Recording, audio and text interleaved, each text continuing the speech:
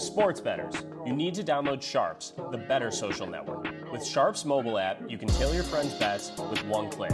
See a bet you like? Just click the whale tail icon and boom, it will open in your corresponding sportsbook. Sharp securely connects to major sportsbooks like FanDuel, MGM, Caesars, and more, so you can not only track your bets, but share your bets in creative ways. So gather the degens, download Sharps for free, and join our fast-growing sports betting community.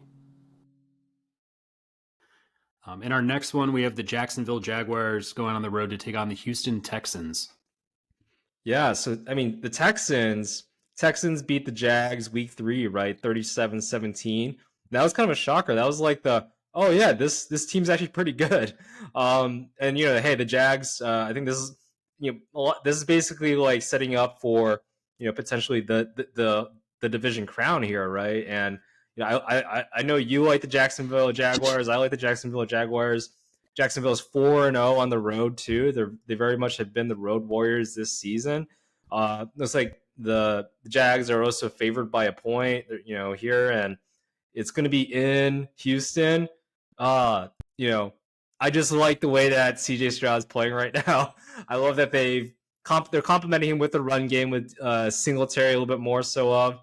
Sorry to all the Dameon Pierce fantasy owners out there. So, but yeah, at the same time, I know Jacksonville is playing pretty well. They're probably one of the most well-balanced teams overall. Like from each roster spot they have like, maybe an above average type of player there. So a lot of life from Jacksonville. And yeah, they got Ridley more involved. The last game, I think he had 2 touchdowns, like 120 yards or something. So got him more involved. And there's a lot of things to like from the Jaguars there, but yeah, like I said, MVP, CJ Stroud. Let's get it to him. Even though he had a 3 interception game last game and everything, was still able to pull out the victory here.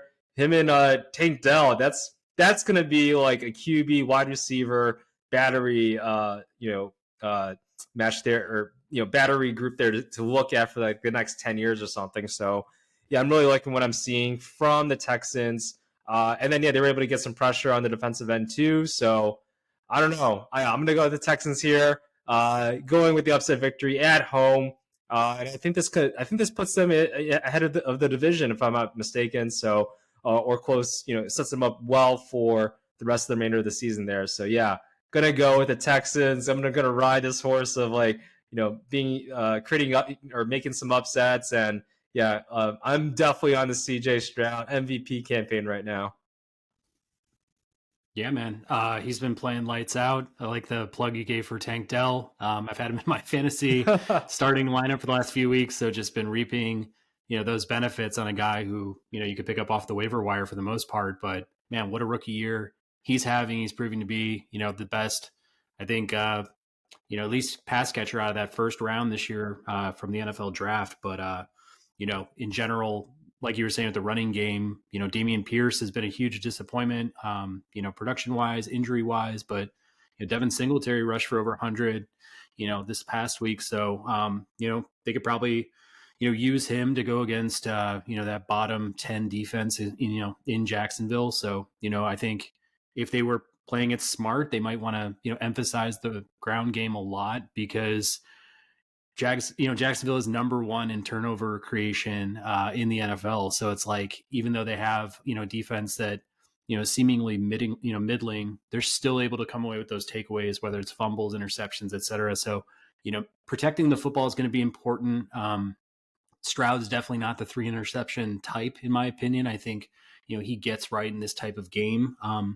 All that said, I really like what Jacksonville showed, last week at home against Tennessee. I mean, Trevor Lawrence finally just playing to his potential, playing to his standard, couple rushing touchdowns to boot with, a perfect passing game for him as well. Definitely got Calvin Ridley back on the map, who's been kind of, MIA, according to his standards and such. But I like Jacksonville's, ability to create pressure. Definitely, with guys like Josh Allen, on the end. But like you were saying with that earlier year, defeat that they had, I think they come back and, obviously avenge that loss here on the road in Houston. I'm going to go with the Jaguars, but I'm going to go whatever the spread is. I'm going to make sure it's it's a pretty tight one here. I think this is going to be a pretty high scoring game, and I think it'll be decided by a field goal. Yeah, I think it's a 1 point favorites there. Yeah, so you could probably safely go with the over there for then Jacksonville. Although, yeah, who knows? It might be, I think it'll be a high scoring game as well. Don't have the over under in terms of total points in front of me, but yeah, I mean that could definitely be something to watch there. Just these two young quarterbacks with weapons that they have there, and they've just been putting up points. So I mean, this definitely is going to be, I think, a fun game to watch. Two young talented teams, both kind of almost similar ability. Drafting like an awesome young quarterback, and then also on the defensive side drafting a top edge rusher there as well. So with Trevor Lawrence and Trevor Walker, and then also on with the Texans with CJ Stroud and Will Anderson. So a lot of things I think to like of like how to construct a team. I'm like, take some hints, Bears, a little bit here. Get a nice young edge rusher, and then quarterback, and build around both of those people. So I mean, I think this is definitely going to be much more of a toss up, but I'm going to see like, all right, I'm really gunning for the Texans here, but I can definitely see Jacksonville, kind of revenging that loss there. And like I mentioned before, they are road warriors, I think, this year. So yeah, I think this one will be a shootout. 48.5 is the over under. I think it goes well above that. Yeah. So if you're placing bets, I think that's 2 votes down for the over there. So go after it.